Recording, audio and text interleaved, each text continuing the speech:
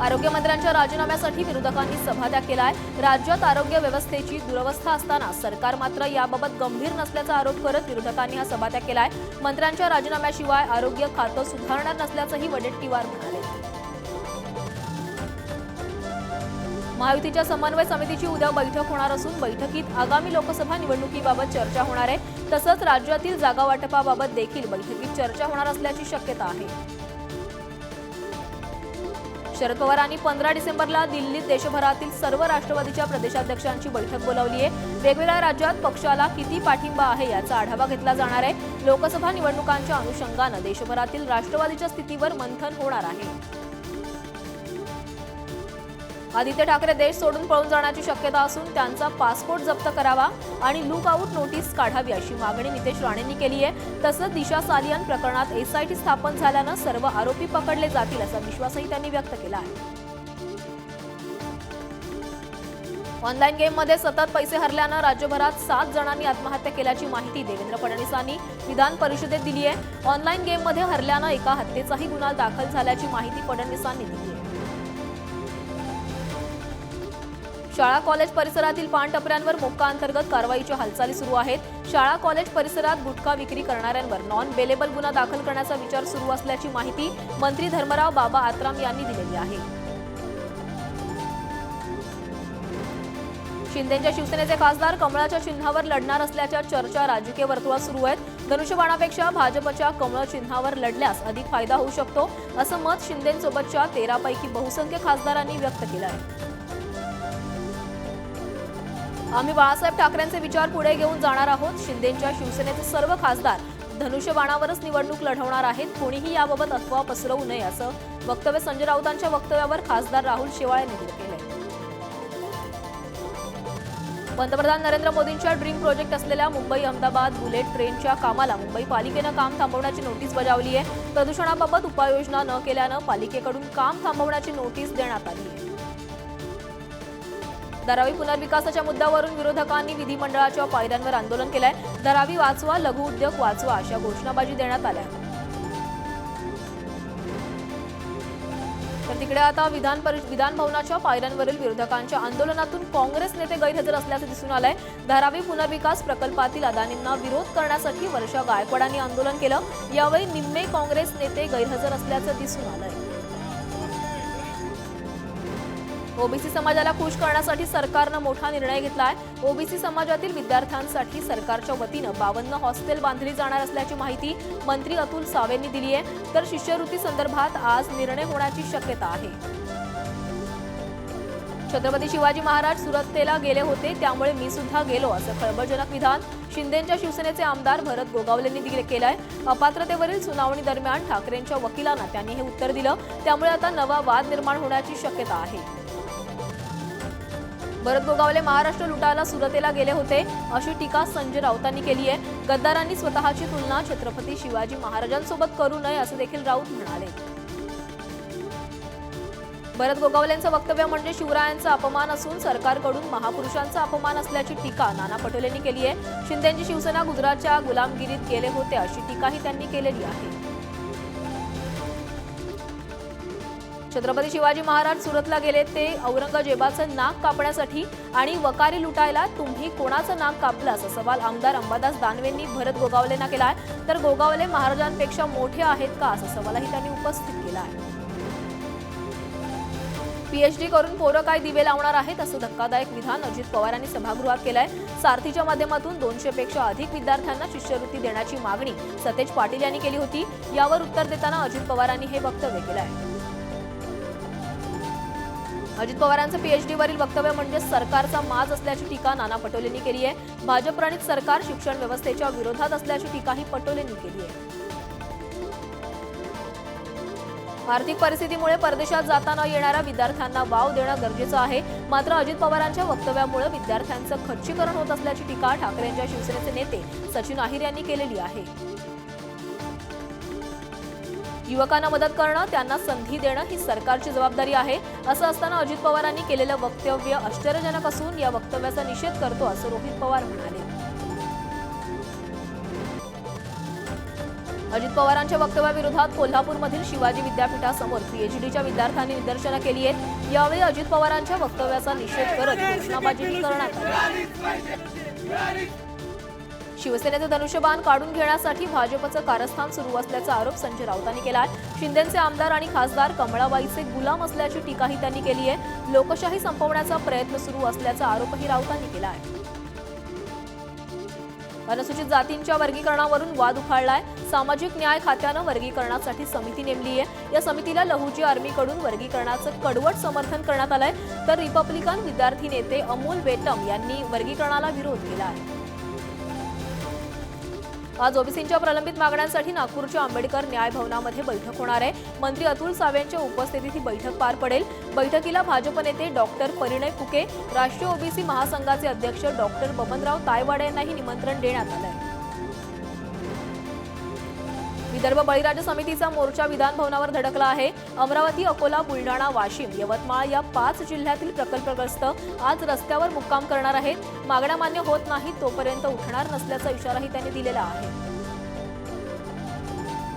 मराठा आरक्षणाबाबत चेंबूरमध्ये अज्ञातांकडून बॅनरबाजी करण्यात आली आहे। गेल्या 40 वर्षात कोणी मराठा आरक्षणाला खोडा घातला अशा आशयाचे बॅनर लावण्यात आलेले आहेत आणि थेट पवारांवर निशाणा साधण्यात आला आहे।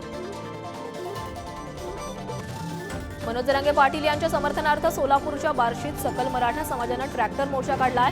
24 डिसेंबरपर्यंत राज्य सरकारने निर्णय घ्यावा, अन्यथा ट्रॅक्टर मोर्चा मुंबईच्या दिशेने काढण्याचा इशाराही देण्यात आला आहे। केंद्रीय पथकाकडून मराठवाड्यातील दुष्काळग्रस्त भागाची पाहणी सुरू करण्यात आली आहे। सावंगीमधील शेतकऱ्यांच्या बांधावर जाऊन पथकानं दुष्काळी पाहणीला सुरुवात केली आहे। संभाजीनगर नंतर जालना, बीड, धाराशिव जिल्ह्याची पाहणी करण्यात येणार आहे। नुकसानग्रस्त शेतकऱ्यांना भरीव मदत करणं गरजेचं असल्याचं बाळासाहेब थोरात म्हणाले। द्राक्ष बागायतदारांचं मोठं नुकसान झालंय। शेतकरी सरकारच्या मदतीसाठी डोळे लावून बसला असल्याचंही ते म्हणालेले आहेत।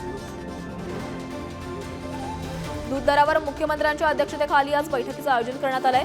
बैठकीत सहकारी डेअऱ्यांच्या प्रतिनिधींशी चर्चा करण्यात येणार आहे। दरम्यान अतिरिक्त दुधापासून पावडर तयार करण्यासाठी अनुदान देणार का हे देखील पाहावं लागणार आहे। आज राज्यातील विद्यार्थ्यांना परमनंट एज्युकेशन नंबर मिळणार आहे। यामुळे विद्यार्थ्यांचे शैक्षणिक करिअर डेटा एकत्रित मिळणं सोपं होणार आहे। 1ली ते 12वी पर्यंतच्या विद्यार्थ्यांना परमनंट एज्युकेशन नंबर दिला जाणार आहे। जुन्या पेन्शन योजनेसाठी काल नागपुरात विराट मोर्चा काढण्यात आला होता। या मोर्चाची मुख्यमंत्र्यांनी दखल घेऊन जुन्या पेन्शन संदर्भात बैठक घेण्याचे निर्देश दिलेले आहेत। विधान भवनात दोन्ही उपमुख्यमंत्र्यांच्या उपस्थितीत बैठक पार पडेल। साताऱ्याच्या पाचगणीतील रिसॉर्टवरील रेव पार्टीवर पोलिसांनी छापा टाकलाय। या रेव पार्टीत पैशांची उधळण केली जात होती। यात हॉटेल चालकासह काही तरुणी आणि 5 डॉक्टरांचा समावेश असून 9 जणांविरोधात गुन्हा दाखल करण्यात आला आहे। पंढरपूरच्या विठ्ठल मंदिरात मिळणारा प्रसादाचा लाडू निकृष्ट दर्जाचा असल्याची धक्कादायक माहिती समोर आली आहे। लेखा परीक्षण अहवालातून ही माहिती समोर आलेली आहे। लाडू बनवणाऱ्या केंद्रात स्वच्छतेचा अभाव असून यात हा लाडू आरोग्याला हानिकारक असल्याचंही समोर आलंय। पनवेलमध्ये गेल्या काही दिवसांपासून नैना प्रकल्पाविरोधात शेतकऱ्यांचं आमरण उपोषण सुरू आहे। यावेळी उपोषण मागे घेण्यासाठी सिडकोच्या उपजिल्हाधिकाऱ्यांनी उपोषणस्थळी उपोषणकर्त्यांची भेट घेतली आहे।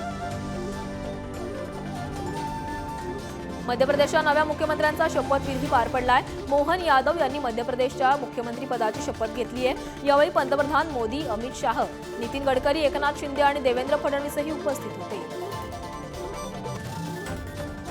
मध्य प्रदेशापाठोपाठ आज छत्तीसगडच्या नव्या मुख्यमंत्र्यांचा देखील शपथविधी होणार आहे। विष्णुदेव साई मुख्यमंत्री पदाची शपथ घेतील। या शपथविधी सोहळ्याला पंतप्रधान मोदी, अमित शाह आणि भाजप अध्यक्ष JP नड्डाही उपस्थित राहणार आहेत। राम मंदिराच्या लोकार्पणाआधी 10 जानेवारीला अयोध्येत विमानतळाचं उद्घाटन होण्याची शक्यता आहे। अयोध्या विमानतळ दररोज 150 उड्डाणांसाठी सज्ज होणार आहे। मर्यादा पुरुषोत्तम श्रीराम आंतरराष्ट्रीय विमानतळ असं या विमानतळाचं नाव असणार आहे। खोपोलीतील एका कंपनीतून 85 किलो व गोडाऊनमधून 174 किलो असं एकूण 259 किलो MD ड्रग्ज जप्त करण्यात आलाय। या ड्रग्जची किंमत तब्बल 321 कोटी इतकी आहे। या कारवाईत तिघांना अटक करण्यात आली आहे। अयोध्येतील राम मंदिरातील रामाच्या प्राणप्रतिष्ठा सोहळ्यासाठी पिंपरी चिंचवड शहरात अक्षता कलशाचं आगमन झालंय। या अक्षता कलशाची मिरवणूक काढण्यात आली असून विविध सोसायट्यांमध्ये कलशाची पूजा करण्यात येते आहे। बातमी आहे वाशिममधून। वाशिमच्या रिसोड तालुक्यातील कांचन नदीवरील कोल्हापुरी बंधाऱ्याच्या गेटला गळती लागल्याची तक्रार शेतकऱ्यांनी दिली होती।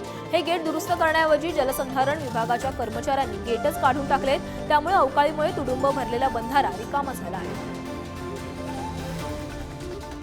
पालघरमध्ये ठाकरेंच्या शिवसेनेला मोठा धक्का बसलाय। पालघर नगर परिषदेच्या 4 नगरसेवकांनी मुख्यमंत्र्यांच्या उपस्थितीत शिंदेंच्या शिवसेनेत प्रवेश केलाय, तर अजून 8 नगरसेवक पक्षप्रवेश करणार असल्याची माहिती मिळते।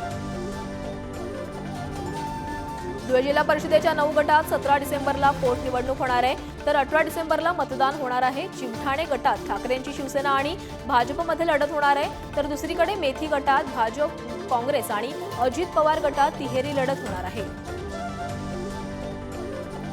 पिंपरी चिंचवड शहरातील मोशी येथील प्रादेशिक परिवहन कार्यालयाचे सर्व्हर डाऊन झालं होतं, यामुळे कार्यालयात कामासाठी आलेल्या नागरिकांची गैरसोय झाली होती। कोल्हापुरातील साळगाव ते आजरा मार्गावरील रस्त्याचं काम अतिशय निकृष्ट दर्जाचं झाल्याचा आरोप नागरिकांनी केला। नागरिकांनी रस्ता अक्षरशः हाताने उखडून काढत ठेकेदारानं केलेल्या कामाचा पर्दाफाश केला। धुळ्यात महात्मा फुले जन आरोग्य योजनेतील कर्मचारी साखळी उपोषणाला बसलेत। मानधनात वाढ करावी यासह शासकीय कर्मचाऱ्यांचा दर्जा द्यावा या मागणीसाठी हे उपोषण करण्यात येत आहे। या उपोषणाला भाजपच्या ओबीसी आघाडीने पाठिंबा दिला आहे। सर्वोच्च न्यायालयानं राज्यातील सर्व दुकानांवर मराठी पाट्या लावण्याचे आदेश दिलेत, मात्र काँग्रेस आमदार धीरज लिंगाडे यांच्या बुलडाण्यातील विदेशी दारू दुकानावर अद्यापही इंग्रजी पाट्या असल्यानं मनसेनं आक्रमक पवित्रा घेत आंदोलनाचा इशारा दिला आहे। पिंपरी चिंचवडच्या शिक्रापूर जवळ स्कूल बस झाडावर आदळल्यानं अपघात झालाय। विद्यार्थी नसल्यानं सुदैवानं मोठा अनर्थ टळलाय, मात्र स्कूल बस ड्रायव्हर आणि एक महिला जखमी झाली आहे। नाशिकच्या गंगापूर रोड परिसरात आढळलेल्या बिबट्याला जेरबंद करण्यात यश आलंय। वन विभागाच्या रेस्क्यू टीमनं बिबट्याला जेरबंद केलं आहे। कांद्याच्या दरात घसरण झाल्यानं संतप्त शेतकऱ्यांनी नाशिकच्या मनमाडमध्ये चांदवड नांदगाव मार्गावर रास्ता रोको केलाय। यावेळी केंद्र सरकारच्या विरोधात शेतकऱ्यांनी जोरदार घोषणाबाजी करत निर्यात बंदी उठवण्याची मागणी केली आहे। नंदुरबार जिल्ह्यात पपई पिकाचं उत्पादन मोठ्या प्रमाणात घेतलं जातं। सध्या पपईचे दर कमी झाल्यानं उत्पादन शेतकरी आर्थिक अडचणीत सापडलाय। योग्य दराच्या मागणीसाठी शेतकरी आंदोलनाच्या तयारीत आहे।